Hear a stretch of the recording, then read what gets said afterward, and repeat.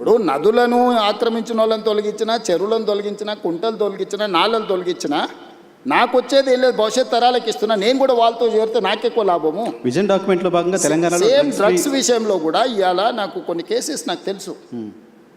As a stated I cannot disclose.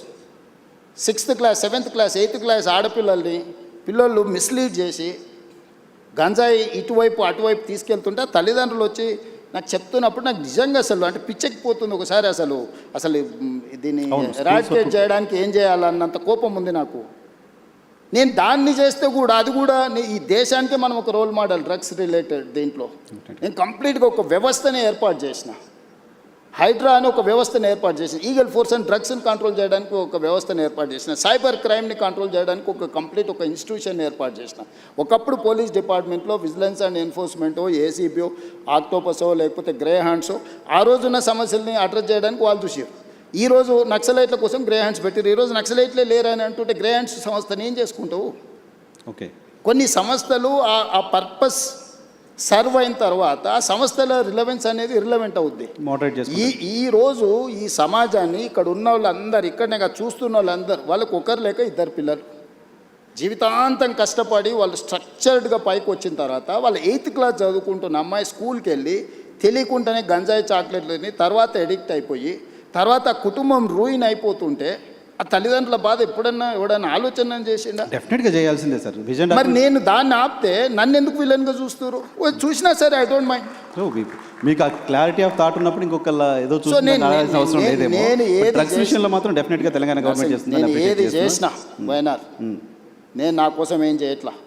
నాకు ఏది అవసరం లేదు నా లైఫ్లో నేను చాలా కంఫర్ట్గా ఉన్నా. నాకు ఏం ఎక్స్ట్రా అవసరం లేదు. What ever I have achieved నాకు లైఫ్లో 100/100 సాటిస్ఫాక్షన్ ఉంది. ఓకే, నాకు మిగిలిందల్లా నేను భవిష్యత్ తరాలకి ఏం చేయాలన్నదే నా పట్టుదల.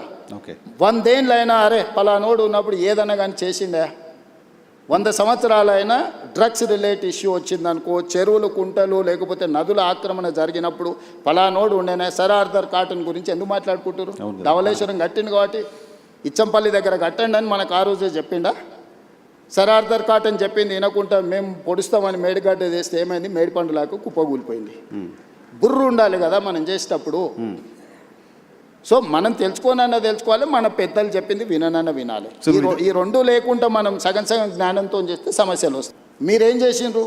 గత పాలకులు ఎవరైనా తెలంగాణ వచ్చిన తర్వాత తీసుకున్న నిర్ణయాలు కూడా ఎస్సీలకు ఒక సపరేట్ స్కూల్ కట్టిండు, ఎస్టీలకు ఒక సపరేట్ స్కూల్ కట్టిండు, బీసీలకు ఒకటి కట్టిండు, మైనారిటీలకు ఒకటి కట్టిండు, అప్పర్ కాస్ట్ వాళ్ళకు ఒకటి కట్టిండు.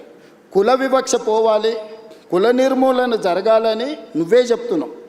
1000 కోట్లు ఖర్చు పెడుతున్నావు. నువ్వే SC school separate, ST school separate, BC school separate, minority school separate, upper caste వాళ్ళకి సపరేట్ కట్టిన తర్వాత కుల వ్యవస్థను నువ్వు ప్రోత్సహిస్తున్నావా, నువ్వు తొలగిస్తున్నావా? కుల వ్యవస్థను తొలగించాలన్నప్పుడు మనందరం కలిసి ఉండాలి. మనందరం కలిసి ఉండాల్సిన పరిస్థితులు ప్రభుత్వం కల్పించాలి. వీళ్ళు ఎస్సీ కాలనీ ఊర్లో సపరేట్ కట్టి, ఎస్టీ కాలనీ సపరేట్ కట్టినాక వాళ్ళ మనోభావం ఎట్లుంటుంది? అరే మేము ఎస్సీలం కాబట్టి మమ్మల్ని ఊరు బయట కట్టిండ్రు అంటారు. రెండే వర్గాలు, పేదోడు, ధనవంతుడు. I'm doing social engineering.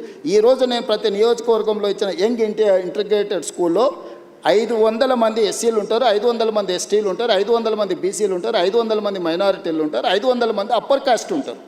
ఈ సమూహమే young India integrated school. 2500 students in 1 campus, 25 acres area, 6 lakhs square feet and spending 200 crores on each school.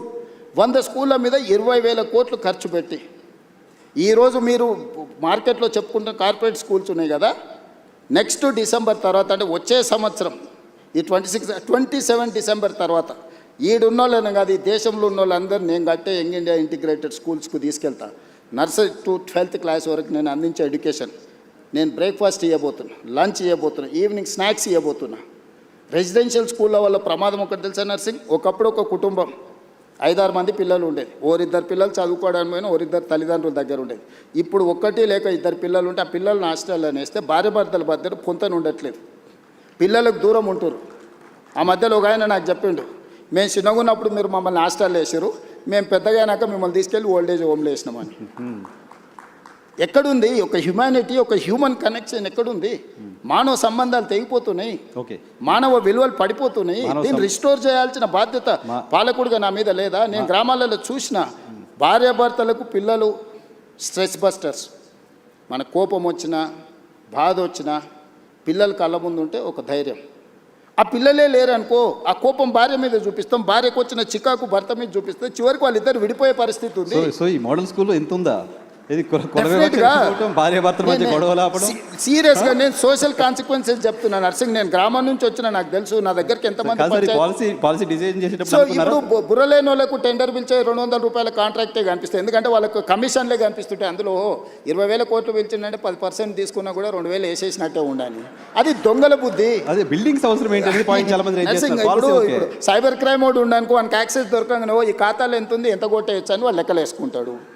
గంజాయి అమ్ముకునేటోడు కాలేజీలో 5,000 మంది పిల్లలు ఉంటే 5,000 మంది ఉంటే 2,000 మందికి అలవాటు చేస్తే ఇంత బిజినెస్ చేయొచ్చు అని వాడు అనుకుంటాడు.